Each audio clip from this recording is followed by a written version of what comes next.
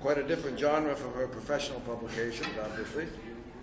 Dr. Ware wrote the book to document life in the Ozarks and also to honor the unique and resourceful people who live there.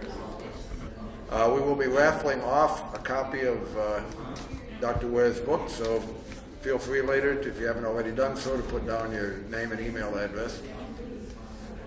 And the only other thing I'll say is that I checked on Amazon.com, and every one of the reviews for her book is in the 5-star category, so that's high praise indeed. Without any further ado, Dr. Sarah Ware. Thank you. So I should start by saying, howdy, y'all. I don't really talk like that unless I'm really tired or I've been hanging out with my sister. Sometimes it comes out then. I'm just here to talk some about my book, Hillbilly Justice, on the school bus, and also Joy had asked me to speak about my experience self-publishing through Amazon for Kindle, so I'm going to do that too. So this isn't the first time I've published. I'm a published author, but this may not be as appealing to you guys. My first publication, I was really excited about it. I mean, really excited, and I'm not being sarcastic, but it was Discovery of a Functional Mycosporilla teleomorph in the presumed asexual barley pathogen Septoria pastoriniae. So it was published in the journal Fungal Genetics and Biology. So that was awesome. I love that. So I'm a fungal geneticist, plant geneticist, molecular biologist. Here I teach Biology 199 in genetics labs, and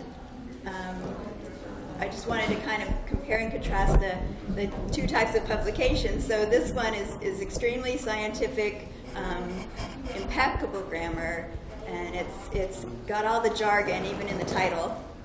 It's technical writing. It's not creative, just the facts. So then we have Hillbilly Justice on the school bus.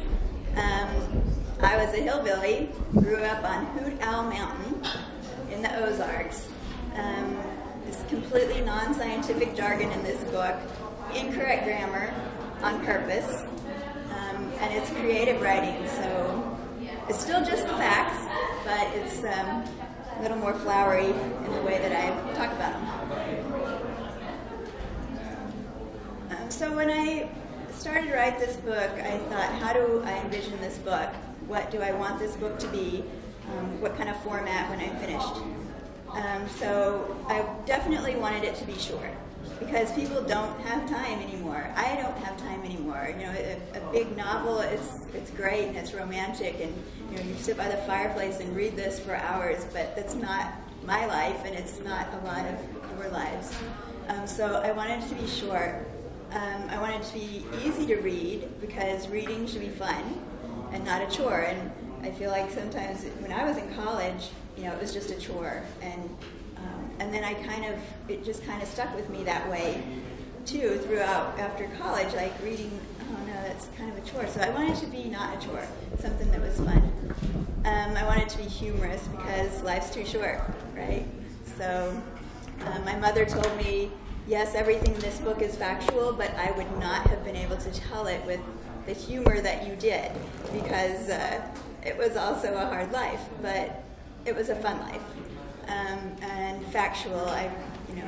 It's crazy but true. So when I was getting all of the stories together in my mind, and I would be writing them for the book, and I would text my brother or my sister or call my mom or dad, and I was saying, is this how you remembered it? Because that sounds really crazy when I write it down, you know, in this format. Oh yeah, that's exactly how we remember it.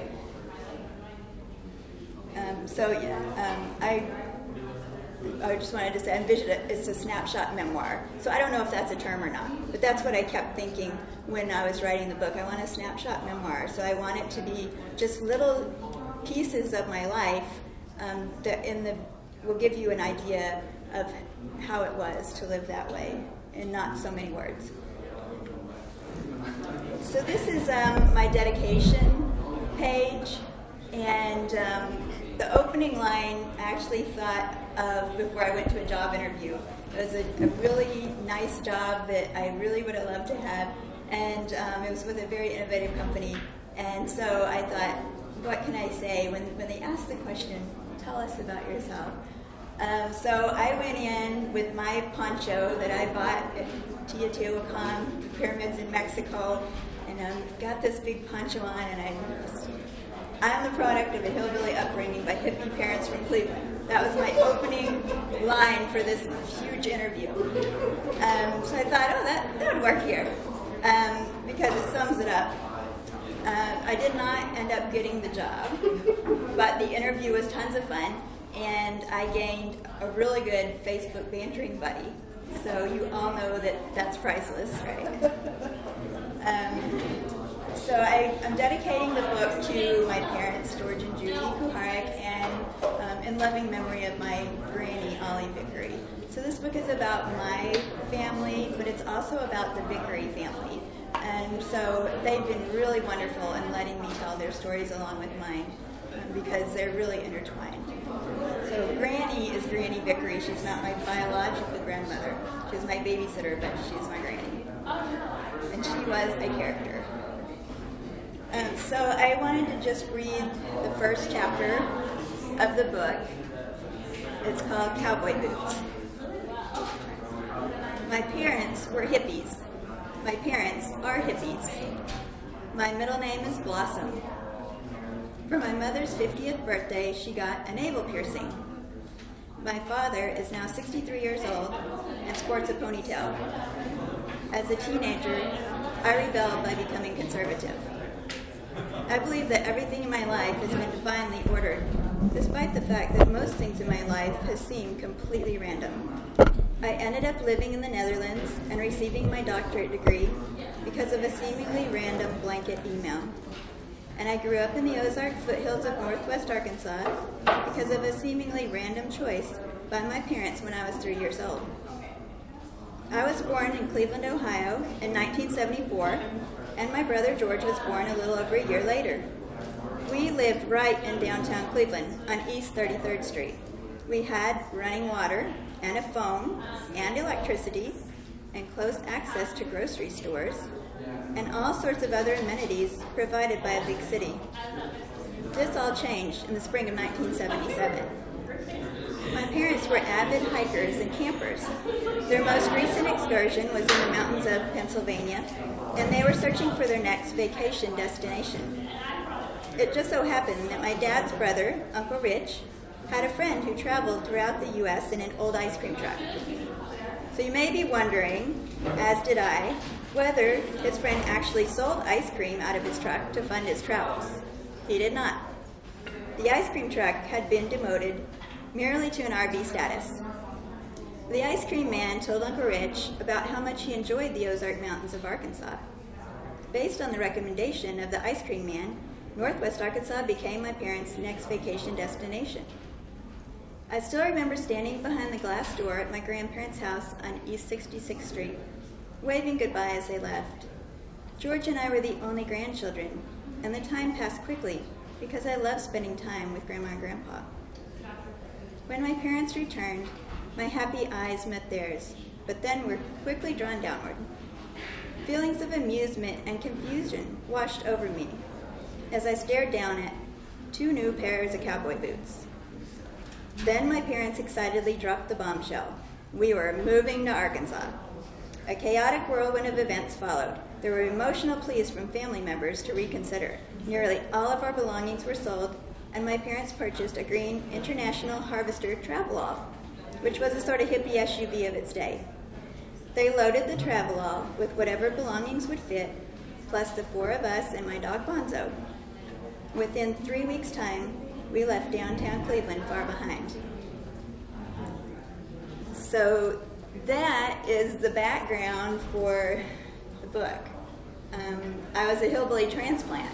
So from Cleveland, my parents walked away from it all, moved to Arkansas, didn't know where we were going to live, purchased 40 acres of land with nothing else. 40 acres of wooded land on top of Hoodow Mountain. So that is how we got started in Arkansas. I was 3, my brother was 2.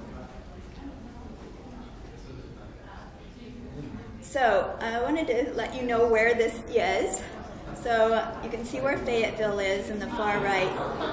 I went to the University of Arkansas for my bachelor's degree and my master's degree. And then I went to primary school and secondary school in Prairie Grove, Arkansas. It's about 4 miles from Fayetteville. So Prairie Grove has this very nice park. It's called the Prairie Grove Battlefield Park. There was a Battle of Prairie Grove that was fought here. And every 2 years, so in odd-numbered years, there's a big reenactment of the Battle of Prairie Grove. It's a really big deal. And the blue and the gray was mostly filmed here in the park at Prairie Grove. Prairie Grove also hosts every year, Labor Day weekend, the Clothesline Fair. And it's, you know, all kinds of tents set up. It's a really big deal in Prairie Grove. It's a handmade crafts type of affair. Square dancing, there's square dancing competitions. So all of the popular cool kids are square dancing still. My friends have kids who are square dancing now. And of course, Miss Clothespin. It's a big deal, seriously. All growing up, I remember going into Prairie Grove, and there's the census sign. It says population 1,708. It's a little bit more now, but not a whole lot. So that's Prairie Grove. I didn't live in Prairie Grove. Prairie Grove was the city. I lived Cove Creek community, Cove Creek, Arkansas, 7 miles south of Prairie Grove. Hoot Owl Mountain, dirt road mountain out there. So I just wanted to show a few pictures. This is where I used to live. This is my neighborhood in Cleveland, and my mother holding me. This is where we went. So we just had this land. This is my father setting up this big army tent. My dog Bonzo that made the trip with us, and we lived in this tent for several months. And during this time, my parents, who really didn't know anyone there when they moved there, somehow they connected with the neighbors a couple miles down the road, and the Emersons, and they helped my dad build a cabin. My dad had never built a cabin before. So there were all kinds of adventures, let's say, growing up. So this is a table of contents. I wear cowboy boots. Let's see, some of the ones that I get a lot of feedback on are Summer Sausage, which I'll also read, and What Happens at the Blue Hole Stays at the Blue Hole. That was our swimming hole that we would go to swim. And if there's time, I'll also read Dantes Inferno. It's her punishments that she had for us. Okay. So I thought it's maybe interesting to see why did I write this book. Lots of reasons. One is that, you know, when I talk to people about how I grew up, I found that people were pretty interested in it. And I got a really good nudge from my best friend, Andrea Shaw. Just one day, she said, you know, I really love your stories. You should write a coffee table book. I said, yeah, okay.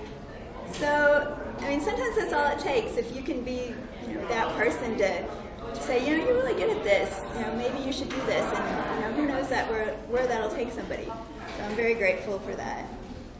Another reason is I really have fond memories of my childhood. So I wanted this book to provide, you know, some uplifting stories in a harsh world. You know, like my mom said, I could have written this an entirely different way. But there's enough of that, right? So I wanted to write it in a way that's uplifting. I love to break down stereotypes. So poor does not equal stupid. And I like to celebrate diversity. So even in my classrooms, whenever there's a chance to let someone's talent come out or let them say something about themselves that we can all learn from, I really like to do that.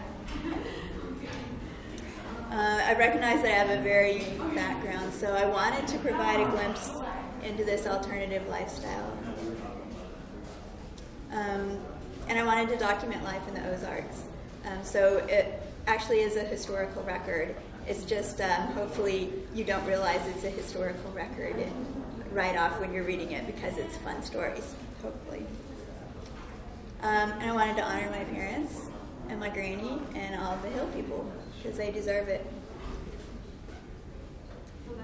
I did self-publish through Amazon, Kindle Direct Publishing it's called, and through the Kindle store. And on the bottom you can see where this falls.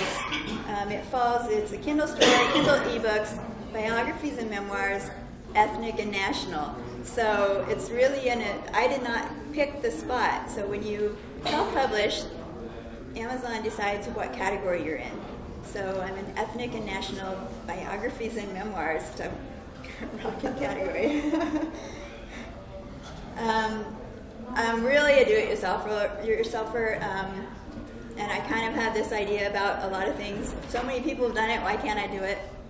Sometimes it gets me in trouble, sometimes it's fine. So yeah, I'm just a do-it-yourselfer. I wanted to test the waters and see, do people really like it or not? So I thought an ebook is a good way to do that because then, I can just tell my friends and kind of like, hey, go check this out. They can download it and give me feedback, and I love getting feedback. It's fun. I heard really bad stories about trying to publish the traditional way, and I just didn't want that kind of rejection. I wanted to put out what I wanted to put out. This is the way I wanted to do it. So that's another big reason. I did not have a lot of capital funds to invest. I wanted to save some money. I did not hire an editor or I don't have a publisher. Just I did everything myself because I kind of had to also. I didn't have a distribution network, and Amazon is a huge company, so it makes sense. Some things that I've learned that maybe I could pass on if you're thinking of maybe doing this. A lot of people still like to hold a book in their hands, which I did not expect.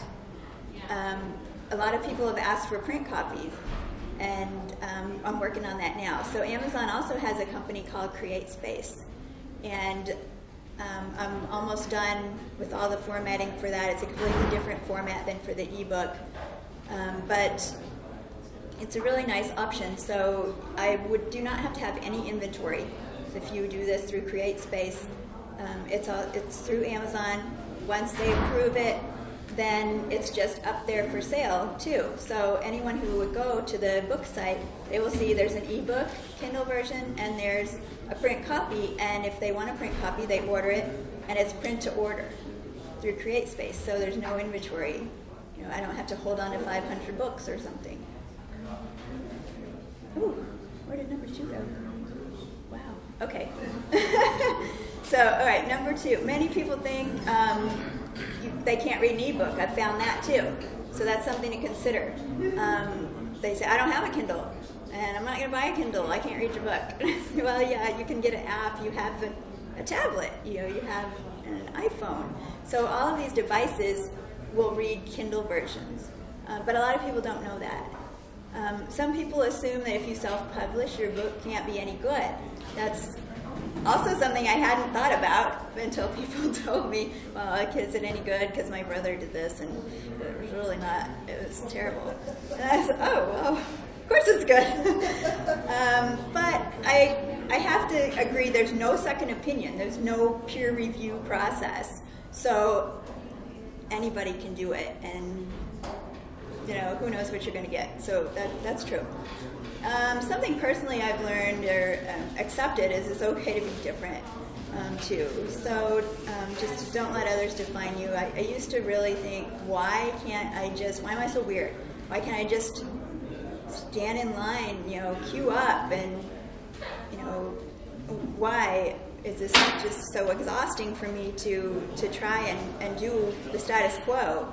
And then after I wrote this book and all the evidence is before me, I surrendered. I can't. Obviously, my brain is, like, I don't know if you guys have seen The Man with Two Brains, Steve Martin, but I think in the Arkansas Sun, my nines got hooked because I cannot really think probably like most people with the background that I have. So, okay, disclaimer. If you're a terrible person, please put a lot of effort into being something you're not.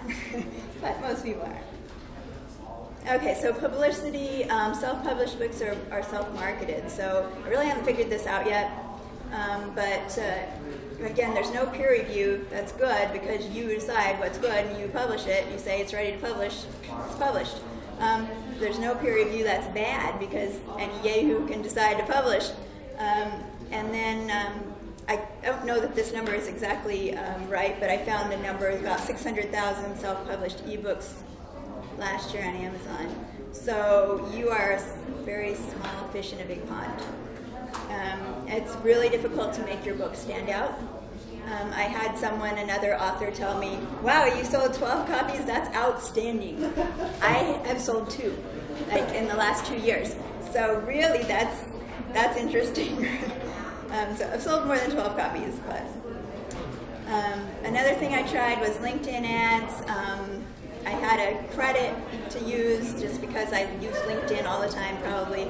I tried it. And I did get some good information, but I don't think I had any book sales from it. But it was the pay-per-click thing. And I thought I have credit, why not try it? I did learn something. So between October 31st and January 21st, there were only 11 clicks. So that's when you're on LinkedIn and these things pop up. So there were 91,708 impressions.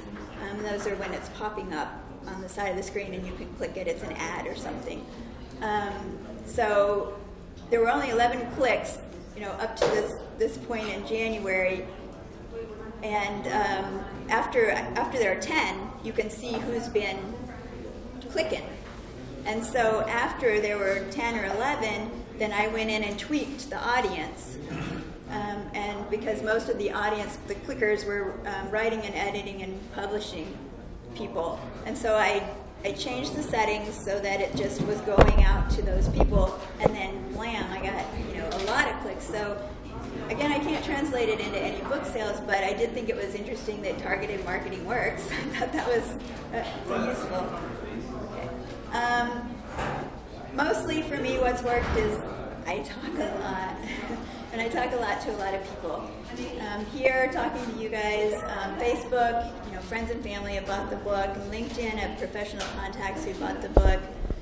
So just blah, blah, blah, here's what I'm doing, I talk a lot. That's been the biggest publicity for me. Okay, so some more picture time. This is what my dad and the neighbors built. This was our cabin. And it was really pretty small. My friend saw it and she said, "Is that your outhouse?" I said, "No, it's our house." This was it. So it was almost done being built here in this picture. This is a picture of my sister in a dresser drawer, which was her crib. And my brother, on the left, Henry, it was also his crib. So my brother Henry was born when we lived in the cabin, and my sister Mary Jane was born when we moved into a trailer house. But this was the crib. So this is in the cabin. There's a propane stove and a propane refrigerator, and right at the edge of the picture on the right, you can see the wood stove. And then this is kind of, if you can imagine, the wood stove is on the left in this next picture, and then you can see the stairs going to the loft. So it was only that wide. It's really two, because there's the refrigerator, the wood stove, and you see the wood stove again, and that's the end of the house. That was, yeah. This is me and my brother, just chillaxing. We're having snacks, and those are our toys. So, and a stray cat. They're always stray animals. This is my bathtub. This is my bath. I'm in the bath here. So it was pond water that my mom would bring up, put in this kiddie pool. I said, thank God for the cat, right? It's the cat's in the picture there. I don't know if you guys seen those reenactment photos, like from when you're younger and when you're kids, and then the family's reenacting them again. I told my family I really want to do that. I mean, how hilarious would that be to do this pool picture? I need like a cheetah or a bigger cat, but to reenact some of these things, stick my sister, shove her in a drawer, that would be cool.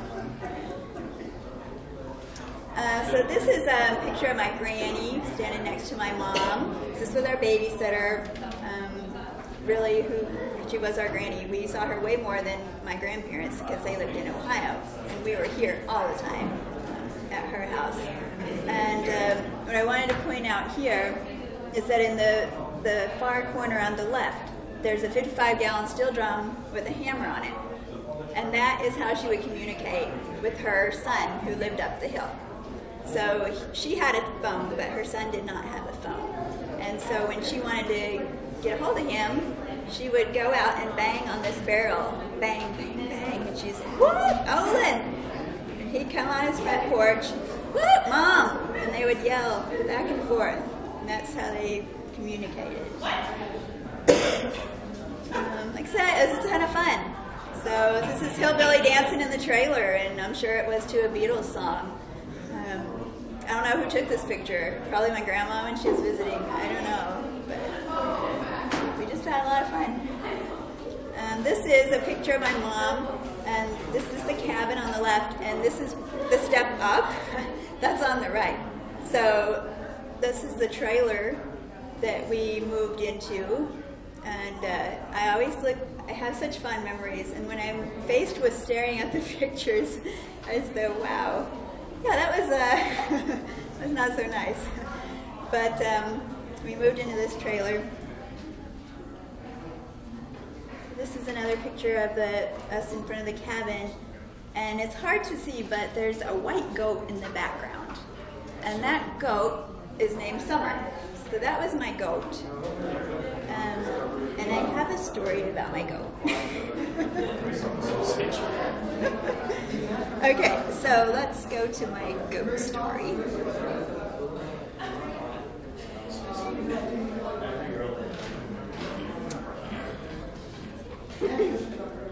Okay, summer sausage. We were not self-sustaining by any means, but we did have goats that gave milk and chickens that laid eggs, although it was difficult to find them since the chickens were free range and continually came up with new hiding places. Dad worked at Campbell Soup Company as a tool and die maker. As an employee, he had access to the company store, where he received discounted rates on scratch and dent cans and new TV dinner combinations that were being trialed. I remember eating a lot of Campbell soup and TV dinners marked X-Pack and big bags of cheese butts. The crinkly ends from deli cheese, not to be confused with butt cheese, which the Urban Dictionary defines as lint from your butt. And a lot of hot dogs, but I think those were from the regular store. So you see, even though we were poor, we ate rich. But back to the animals, the goats. Some people say that goat milk is an acquired taste. It's not. It's just disgusting. If it were an acquired taste, I would have acquired it, and I didn't. Even so, I really, really, really wanted to milk a goat. My goat's name was Summer. Summer was a wonderful white goat, and my mom promised that I would be able to milk her when I turned 8 years old the following year. But it wasn't meant to be. Unlike the feral chickens, Summer and Billy the billy goat were enclosed in a pen, surrounded by an electrified barbed wire fence. But this is no match for a goat. Summer and Billy escaped on a regular basis and had to be herded back into the pen. We were able to move up the social ladder very quickly. By this time, we had moved on from the cabin and into every Arkansas stream home, a 2-bedroom trailer. We even got electricity and a phone and a bathroom, but there was still no running water. My sister Mary Jane was born during the trailer years. One day when we came home, the trailer door was open, This by itself wasn't unusual, since the trailer door didn't shut properly and often flung open. The unusual thing was that we found Billy inside, munching on Dad's J.R.R. Tolkien series, and Summer inside, jumping on Mom and Dad's bed. Mom and Dad shooed the goats out of the trailer. Mom, completely fed up with goats, yelled to Dad, "George, shoot those goats." My father pulled out his shotgun and extinguished all of my dreams of goat milking right before my eyes. In case you're wondering, yes, this was a defining moment in my childhood. As if this wasn't enough for a 7-year-old girl, the entire mountainside came over the next day for a good old-fashioned goat roast. And over the next several days, my dog Bonzo kept showing up with white tufts of fur in her mouth, all proud and mocking-like. My kind and sensitive husband has coined this my summer sausage story.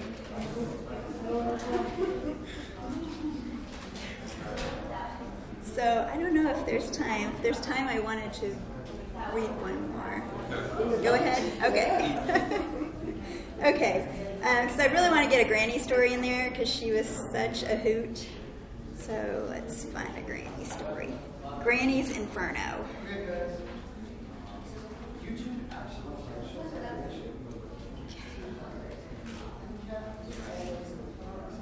Okay.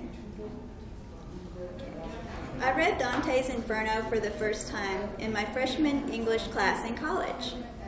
I was, and still am, absolutely intrigued by the author's choices of punishments to coincide with different types of sins. There were 3 types of punishments at Granny's house. These involved a fly swatter, a bed, and a toilet. The latter was by far the most dreaded. In Dantes Inferno, the punishments fit the crimes. In Granny's Inferno, the punishments were doled out randomly according to how many kids were implicated, but they were equally interesting choices. One form of punishment was a good old-fashioned whooping with the fly swatter. This was announced by Granny very matter-of-factly. "I am going to whoop you with the fly swatter." Then she would proclaim to another child, "Go and get me the fly swatter." This task was always carried out enthusiastically by the other child. Getting whipped with the fly swatter never hurt. Granny took it very seriously, and she was plenty mad when she wielded it. We all thought it was funny. Now, Corey is Granny's grandson, so I need to introduce that. Corey's middle name is Sean, S-E-A-N. Granny refused to pronounce Sean as Sean because that was completely ridiculous. Everyone knows that Sean is pronounced Scene, S-E-A-N is Scene. I remember one afternoon when Corey got into some mischief that warranted the fly swatter. Granny chased him around the front yard with the red fly swatter yelling, "Corey Scene, you get back here. I am going to whoop you with the fly swatter." When the whooping finally commenced, she broke her fly swatter on Corey Scene's butt. I bet she never seen that coming. We all laughed so hard, Corey hardest of all. Another form of punishment was to be sent under Granny's bed. It was a small twin bed covered with a tan bedspread that had short tassels along the edges that hung down nearly to the floor. The accused had to lie down and butt scoot underneath the bed. Then Granny would start talking smack. "I just seen a huge spider under there yesterday evening." We didn't believe her, but it was so boring. At least the fly swatter was quick. I twisted those tassels, I braided those tassels, I tied those tassels. Those tassels were the only thing going. Now I wonder why we never thought preemptively to roll a toy car or a ball or something under there. The final and most dreaded form of punishment at Granny's house was to sit on the pot, aka the toilet. So don't let the presence of a pot fool you. Granny didn't have indoor plumbing either. This punishment was usually reserved for times when more than one child was at fault. You go get under the bed, and you go sit on the pot. It was a loathsome experience. The only saving grace was that the pot was near the bed, so it was sometimes possible to whisper back and forth. I remember one time when I was happily reminiscing with a friend about being whipped with a fly swatter and forced under a bed and onto a toilet as punishment. I was caught off guard by the shocked reaction. well, that's child abuse. Huh. I never thought about it that way before. And I still don't. Kids know when they're loved. Thank you. So that was all I had today, but this project has been a blast. Reminiscing and get back together with the Vickeries. A couple of Christmases ago, we Granny's grandkids and all of us got together, and it was a lot of fun. I really want to thank Joy and Joan for all of their hard work. Joan did all of the publicity flyers, and of course Joy is doing everything here too, and the committee who puts all of this together. Thank you.